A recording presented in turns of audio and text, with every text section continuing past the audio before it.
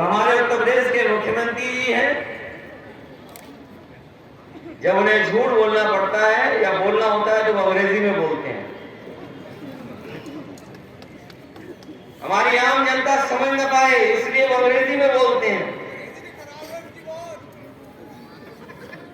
अभी कुछ दिन पहले उन्होंने कहा कि हमारी रेवेन्यू सरप्लस इकोनॉमी है। हमारे पत्रकार साथियों बताओ, यही कहा कि नहीं कहा? अभी एक दिन मैंने पढ़ा अखबार में कि उत्तर प्रदेश के मुख्यमंत्री कह रहे हैं कि पहली बार आजादी के बाद उत्तर प्रदेश की इकोनॉमी सरप्लस में आ गई है, रेवेन्यू सरप्लस में है। बताओ हमारे जौनपुर के भाइयों बहनों, कितने लोगों को समझ में आ गया होगा? हमारे मुख्यमंत्री कानून व्यवस्था को कहते हैं कि जीरो टॉलरेंस है। हम तो कहेंगे कि पत्रकार साथी हमें समझाओ जीरो टॉलरेंस क्या है। कोई बताए हमें कि जीरो टॉलरेंस क्या है। अरे आप नहीं समझ पा रहे हो तो कोई अधिकारी तो होगा या बड़ा, वही हमें बता दे कि जीरो टॉलरेंस क्या है।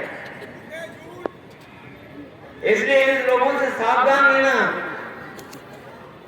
जब इन्हें झूठ बोलना होता है, आम जनता को समझ में नहीं आए तो वो अंग्रेजी में बोलते हैं कि हमारा रेवेन्यू सरप्लस है।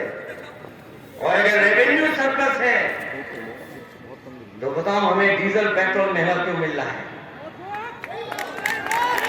अगर रेवेन्यू सरप्लस है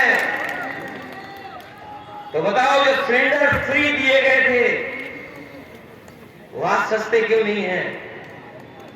आज भी उनसे सरकार पैसा वसूल रही है। और अगर रेवेन्यू सरप्लस है तो आपको कौन रोकता है कि हमारे किसानों को गन्ने की कीमत न बढ़ा दी जाए? अगर रेवेन्यू सरप्लस है तो हमारे किसानों के गन्ने की कीमत बढ़नी चाहिए, और कम से कम इतनी बढ़नी चाहिए कि जितना बाजार में महंगाई है, कम से कम अगर वो गन्ना चीनी मिलों के पास भेजता है तो थोड़ी बहुत उसकी गरीबी दूर हो जाए। कम से कम गन्ने की कीमत इतनी देनी चाहिए सरकार को। और अगर रेवेन्यू सरप्लस है तो हमारे नौजवान एक खाली हाथ क्यों बैठे हुए हैं? नौकरी क्यों नहीं इनके हाथ में?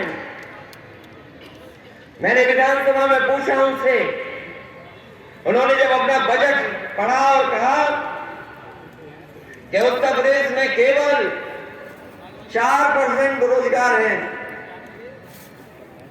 अनएम्प्लॉयमेंट रेट 4% है, तो याद रखना जब अंग्रेजी में बोले तो झूठ बोल रहे होते हैं। अगर हम उसको हिंदी में कर लें और समझने की कोशिश करें तो बीजेपी के लोग कह रहे हैं कि 100 में केवल 4 बेरोजगार हैं। बताओ जौनपुर वालों, हम बात ही मान लें कि न मान लें? क्या 4 ही बेरोजगार हैं क्या? किसी गांव में चले जाओ आप, हो सकता है पूरा गांव बेरोजगार बैठा हो खेती के भरोसे, किसी को सरकारी नौकरी नहीं मिल रही। इसलिए साथियों हम आपसे कहना चाहते हैं, ये जीरो टॉलरेंस वाले लोग बहुत अन्याय कर रहे हैं और अन्याय की सब सीमा लाग गए हैं। कोई कल्पना नहीं कर सकता था कि ऐसा भी अन्याय होगा कि अगर समाजवादी पार्टी के लोग हैं तो मुकदमा लगेगा उन पर। 1 नहीं, 2 नहीं, 3 नहीं, 4। अगर कोर्ट राहत दे रहा है तो ये नई चार्जशीट तैयार रखते हैं। उधर आपको बेल मिली, इधर चार्जशीट नहीं लगा दी। ये नए तरह का जीरो टॉलरेंस सरकार में काम हो रहा है। मैं कानपुर की घटना बताना चाहता हूं आपको। एक किसान गरीब जिसकी जमीन का सौदा बीजेपी के लोगों ने कर लिया।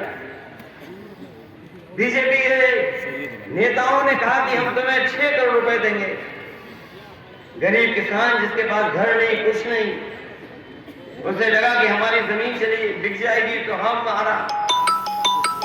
हमारे रुके हुए काम पूरे हो जाएंगे, गरीबी दूर हो जाएगी।